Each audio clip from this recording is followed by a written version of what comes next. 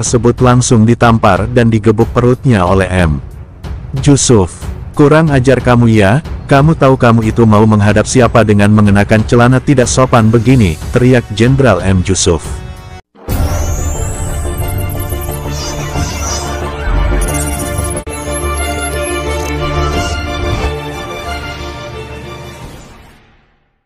Inilah profil dan biodata Jenderal M. Jusuf, Panglima ABRI TNI, yang menempelkan pendiri Bank BCA di era Soeharto.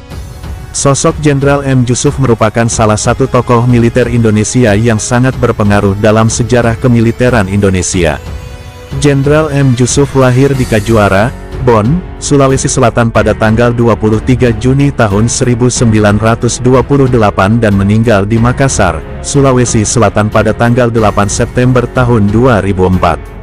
Ia merupakan salah satu keturunan bangsawan dari suku Bugis. Hal ini dapat dilihat dengan gelar Andi pada namanya, akan tetapi melepaskan gelar kebangsawanannya itu pada tahun 1957 dan tidak pernah menggunakannya lagi.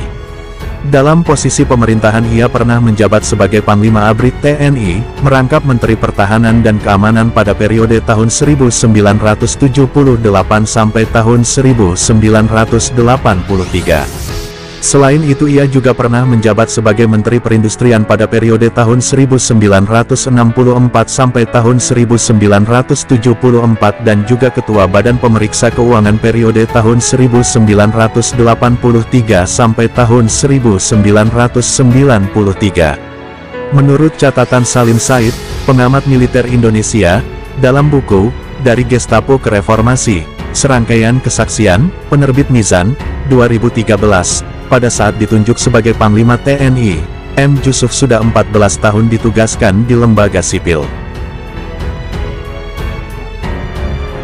Meski ditugaskan di lembaga sipil, tapi karir Jusuf di militer sebelumnya cukup moncer. Pada saat itu ia berhasil mengakhiri pemberontakan Kahar Muzakar di Sulawesi Selatan. Keberhasilan Jusuf dalam memadamkan pemberontakan itu menarik perhatian Presiden Soekarno, Bung Karno, sehingga ia kemudian dipromosikan sebagai Menteri Perindustrian Ringan pada 1965, dan menjabat hingga 14 tahun kemudian.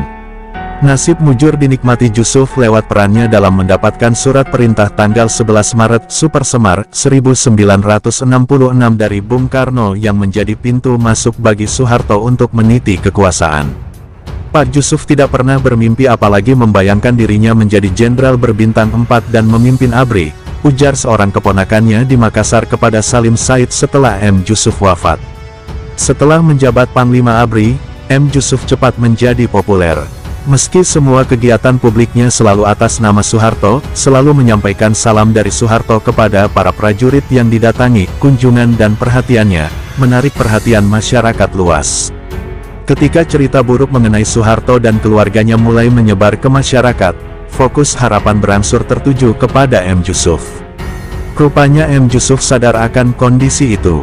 Namun ia tidak terlalu cemas sebab ia tahu persis terus-menerus dibayangi Beni Murdani sebagai Kepala Intelijen ABRI, dan Laksamana TNI Sudomo, Panglima Kopkamtib yang juga Wakil Panglima ABRI.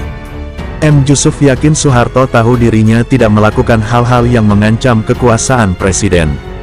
Setiap menghadapi hal-hal yang sensitif, M. Jusuf selalu memberi perintah kepada Beni Murdani, "Kau laporkan ini kepada Pak Harto, Ben." Nah, yang paling menegangkan detik-detik Jenderal M. Jusuf menempelkan pendiri Bank BCA karena kurang ajar menghadap Soeharto. Dikutip Demokrasi.co.id, zaman Presiden Soeharto, China Taipan tidak bisa berkutik kalau tidak kena tampar oleh sang jenderal bila bersifat arogan. Pada masa itu, ada dua di antaranya yang pernah menegur dan memarahi pengusaha raja konglomerat Liem Sioe Liong, yaitu Letnan Jenderal Hari Darsono dan kemudian Jenderal Muhammad Jusuf. Jenderal Hari Darsono saat menjadi Dubes RI di Bangkok, memarahi Liem karena perilaku seenaknya ketika ia bertamu ke kedutaan untuk menemuinya. Hari Darsono tidak peduli Liem itu, sahabat, Soeharto atau siapa. Jangankan Liem, Jenderal Alamsyah yang saat itu menjadi salah satu menteri di kabinet Soeharto pun pernah ditegur Hari Darsono, akibat perilaku anak istri sang menteri yang membuat masalah di Bangkok. Tetapi yang lebih seru adalah cerita mengenai teguran Menhankam, Pangap Jenderal Muhammad Jusuf kepada Liem yang datang ke kediaman Presiden Soeharto dengan pakaian seenaknya. Sekelumit cerita yang didapat sekedar untuk mengingatkan bahwa walau dekat dengan penguasa, jangan seenak udelnya sendiri. Pagi itu jam 8 sebuah mobil masuk ke komplek kawasan Cendana kediamannya Presiden RI Soeharto.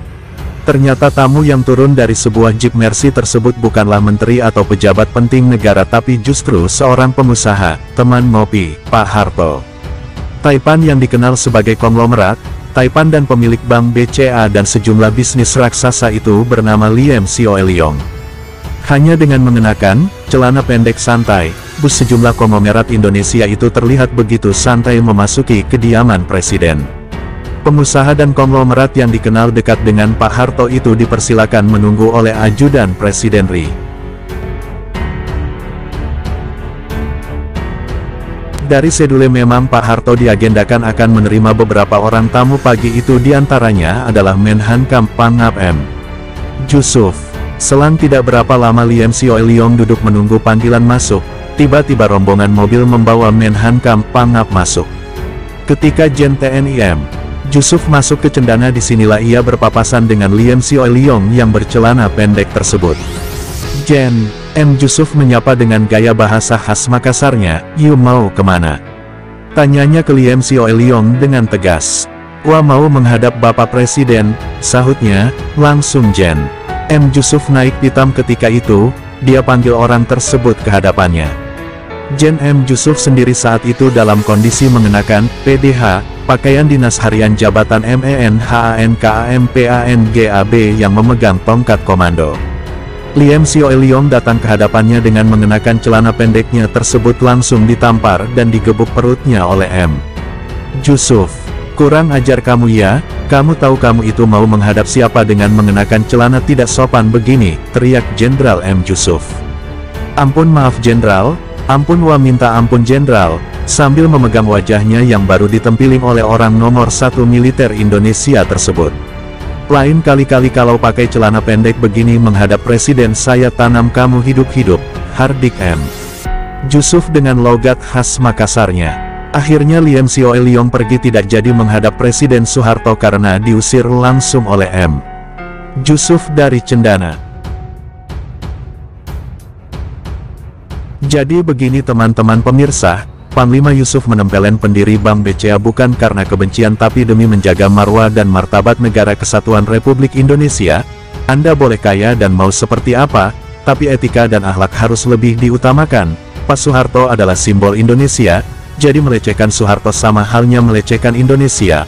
Panglima Yusuf sosok nasionalis penjaga NKRI pada masanya tak mau tunduk dengan kekayaan. Dia solid dan kekeh menjaga Negara Kesatuan Republik Indonesia. Dia adalah prajurit, sudah semestinya dijadikan sebagai contoh bagi prajurit TNI yang masih aktif.